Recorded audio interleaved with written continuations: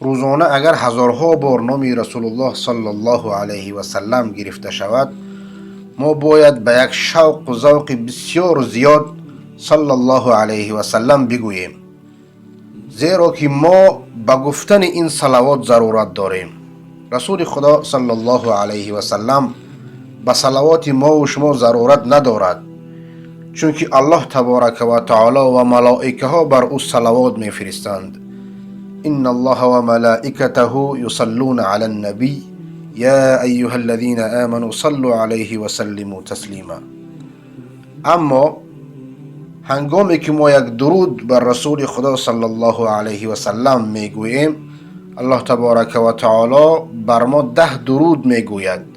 این به حدیث صحیح ثابت گردیده است. وقتی که الله تعالی بر ما درود میگوید، درود گفتن الله تعالی بر ما هدایت است، مغفرت است، خوشبختی دنیا و آخرت می باشد.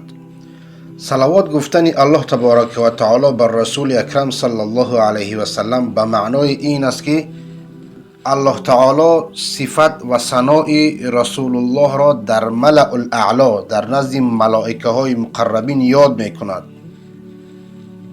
و صلوات گفتن ما و ملائکه ها بر رسول اکرم صلی الله علیه و سلم این است که ما دعا میکنیم که پروردگارا این ثنا و صفت رسول الله را در بین ملائکه ها در ملأ الاعلا زیادتر بگوید.